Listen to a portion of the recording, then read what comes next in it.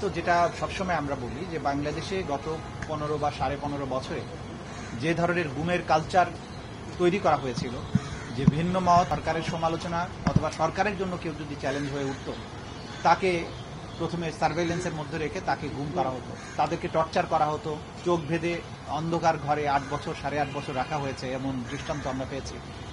অনেককে নিয়ে গিয়ে কয়েকদিনের মধ্যে আবার হত্যা করে বুড়িগঙ্গা নদীতে, শীতলক্ষা নদীতে বা বাংলাদেশের বিভিন্ন নদীতে তাদেরকে হত্যা করে পেট চিরে তাদের নাড়ি ভুড়ি বের করে সেখানে সিমেন্টের বস্তা ঢুকিয়ে তাদেরকে বিভিন্ন নদীতে ফেলে দেওয়া হতো।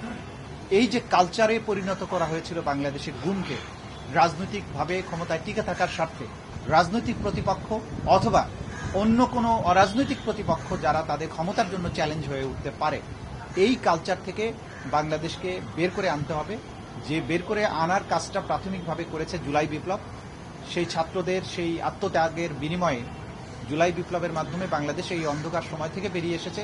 এখন আগামীতে যাতে কখনো আর এইরকম অন্ধকার সময় ফিরে না আসে, যে সময়ে মানুষ রাস্তায় চলতে গিয়ে আতঙ্কে থাকবে না যে হঠাৎ করে পেছন থেকে কখনো একটা নম্বর প্লেট বিহীন একটা মাইক্রোবাস এসে তাকে তুলে নিয়ে যাবে। এই আতঙ্ক থেকে জাতিকে যদি উদ্ধার করতে হয়, তাহলে পেছনে ঘটে যাওয়া সবগুলো অপরাধের ন্যায় বিচার নিশ্চিত করতে হবে।